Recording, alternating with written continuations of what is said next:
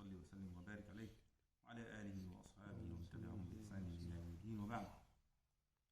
We stopped at the part when we were talking about Gaza and Palestine, at the part when the British started to occupy Palestine, and that was the time when they started to force the Ottoman Empire out of Palestine and out of the Muslim world, actually, when the Ottoman Empire was coming to an end at that time. That was in the year 1917, 1917. So this is where the Ottoman Empire or the Turkish started to get out of Palestine and out of Gaza, and the British took control of it, as they took control of Egypt as well at that time.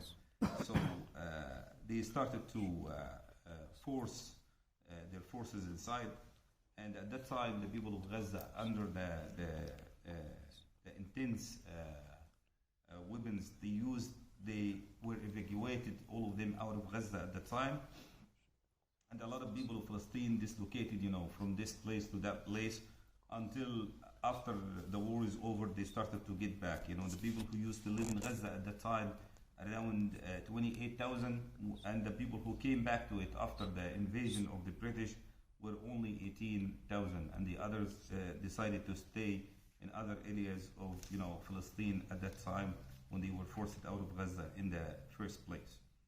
So when the British occupied, the area, as you see, they started as any other,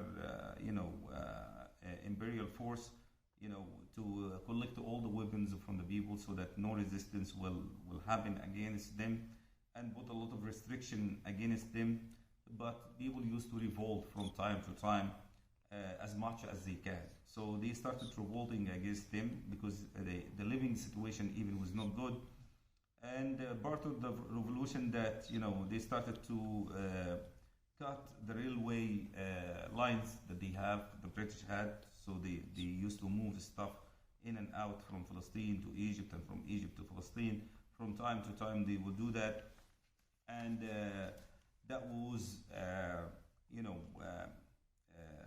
confronted from the English side, that they started to come and shoot the people in the cities and the villages around the railway stations and the railway lines, aggressively, to stop them from doing that. So the situation continued like that until the end of the British, colonization of the area came to an end. That was in the year 1948. So when that happened, the Egyptian army started to send some forces, to the Gaza specifically, because Gaza was on the border with Egypt, and even before the British come, there were very strong connection between the people of Gaza and Egypt. So they started to move there to protect the people of Gaza and to organize, the place. But at the time when the British were coming out, they did not leave Palestine for the Palestinians. They handed it out to the Zionist movement out there. And the Jewish people did not just, the Zionism did not start working when the British were leaving. They started earlier than that, even before the Ottoman Empire came to an end. At the time of the Sultan Abdul Hamid al-Thani, the second to last Sultan, the man who started planning the Zionism was Theodor Herzl. That was a Jewish man who used to live in Germany at the time. And he started as a lawyer and author of writing many books, of dreaming of making a new homeland for the Jewish people at that time. During his life, he started to connect with many people from the Jewish side and from the outside, the Jewish world, and he started the movement. He tried to have a meeting with Sultan Abdul Hamid, but he couldn't. But he met with high officials at the time. Then later on, after 5 years, he tried again, and he met him, and he wanted to make a deal with him. He said, "We will pay all the debts that the Ottoman Empire owed to the outside world, but give us Palestine as a homeland.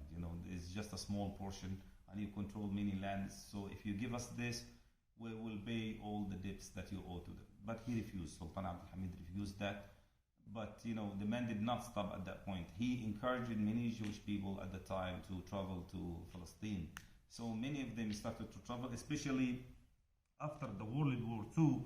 and the Jewish people have a lot of troubles and hardships in Germany and other areas as well, and Europe. They have a lot of racism against them, so they decided to come, and they secretly have the plan to control, Palestine. So when the British were about to leave, they already gave, the promise to the Jewish people. Although Herzl did not live to that day to see that they are having Palestine as a homeland, he died before that, but they continued. The Zionism was there already that he founded, and it was there until they came and they controlled the land after already bribing and paying so many top officials in Britain at the time, and getting the promise that when they are going to leave, they're going to hand them Palestine. And this is what happened. They handed them all the official facilities, all the government buildings, all the weapons, everything secretly, and when the British left, they were in control. So with many weapons they have, and the numbers increased, and they called for everybody to come. At the time, when the British were leaving, at that time, the Egyptians tried to get in the line to protect the Palestinians when the war started, and they started to kill so many of them.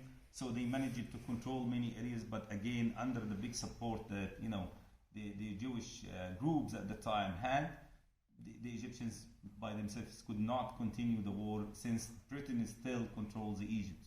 Egypt did not fully get out of the control of the British. Although Egypt at that time, they have their own rulers, the king at that time, but they're still under the control of the British. And the other Arab countries did not have enough armies to come and protect Palestine. They tried at that time to get in and help the Palestinians, but Palestine does not have an army. All the surrounding countries were under occupation already by the British and the French and the Italians. So every country barely have 2,000 warriors. That's a whole army, or 3,000. So they sent some forces, but they were not enough. And they did not have enough weapons to fight back. So they did some help, but it was not enough. So at the end, they retreated back, except for the Egyptians that they controlled Gaza, the city of Gaza, since it was on the borders at that time. But this is not the end of it. Again, the Jewish people already controlled, most of Palestine at the time. Although they promised that they're going to have, their own portion of Palestine, and hand the Palestinians, the rest of Palestine, or their own portion, at the borders of 48, as they said, but they did not keep their promise at the time, and they kept expanding, as we have seen, not just one time, but portion by portion, and they did a lot of massacres to scare the Palestinians from, from resistance, if you can say. At the year 1956, the Israelis, or the Jewish people at that time, did a big massacre in Gaza at that time. And let me give you some details about what happened. They came to Gaza, at that day, and they told everybody to come at the big, square, or the big place there. And they told them that anybody who stays home, we're gonna kill him on the spot. So everybody was forced to come to the big square, and the Israelis get inside the homes to search any money they find, any gold they find. They take it right away. And any food, actually, cooked chickens or any food, they take it and they eat it. So they think that this is okay for them. And then when they came to the place where the gathering is, they made everybody to kneel, and then they checked their IDs to see who's living here and who's coming from outside. And then they gathered all the young men from the age of 18 to 25. They took them on the side, and the number at that time was 1,800. And then they took them outside the city, and nobody heard anything about them or know where they went. Some people said they moved to other places. Some people say no, they were massacred and killed, until some years later there was a flood and big weather changes, and they found the bodies of around 50 of them there. So they knew the truth that all of them were massacred and buried in different places. This is just one example of what they did. They did the same thing in Khan Yunis. They also gathered everybody in the same year. They told them to come to the big schools and the camps there, and they took the young men and they shot them on the spot right away there. They did the same thing also in Rafah, the Palestinian Rafah, and they massacred everybody after they called on everybody to come. And the people who were not walking slowly, they used to shut them in the streets, so everybody was forced to come to the place. And the soldiers are making one lines, and they came with the biggest sticks on the heads of the people. So, and then they took them, the rest of the young men also, and make them dig big places. They bury the bodies, and after they bury them, they shut them on the spot, put them also with them. So massacres, huge massacres happened at the time, and those people were executed on the spot, which made the people had no option except to resist. They started to make groups secretly and go attack them from time to time in their villages and in their places, because they felt like there is no place to be safe in Palestine at that time. So in the year 1957, under the pressure of the United States and the United Nations, they were forced to leave Gaza for Egypt, to be under the control of Egypt. So Egypt again took control of it for a while. But again, Israel at the year 1967 attacked Egypt and Syria and Jordan at the same time. They bombed all the airports and all the airplanes on the spot and took them by surprise, and they started a war at that time against the Egyptians. And they took part of Egypt at that time, which is Sinai, took part of Syria at the time. And later on in the year 1973, the Egyptians made a war, and they won over the Israelis and kicked them out of Sinai after they took them by sudden. And later on, Gaza became under the Israeli control from that time until the year 1994. They were forced to leave Gaza after they found a lot of resistance. That they used to say Gaza in the morning under the control of the Israelis, and in the evening, in the night time, under the control of the resistance. The Israelis were too scared to go out at night. So they found a lot of resistance, and a lot of them were killed, so they were forced to leave it, for the Palestinians to rule it, and they completely retreated out of it in the year 2005. After a lot of, fighting back and forth, and from that time till now, we have seen what's going on.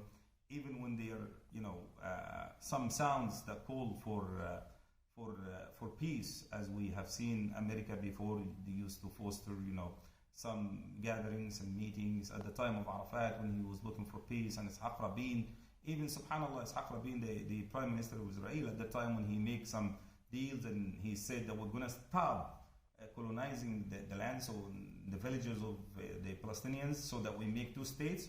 They assassinated him some years after that. The Israelis themselves assassinated their own previous, prime minister, and they were too fanatic to accept that fact. And they are not looking for, solving the problem and, and finding a solution for it, until we see nowadays what's happening in Gaza. And what's happening is not new in terms of what we have seen before. And our hearts and our prayers for our brothers in Palestine in general, and our brothers and sisters in Gaza specifically, because they bombed 1/4 of the northern part of Gaza. 1/4 of it. Can you imagine that? Blocks. Some families are taken out of the face of the earth. Complete families. That I see the posts online.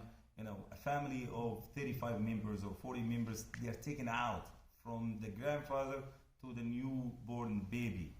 And the world is watching, and they say, well, the Palestinians started it, Hamas started it, by killing the Israelis and massacring them. So this justification is not enough when we see the people consider some humans are more worthy of other humans, and the people are not looking into what is happening with a just eye, if you can say.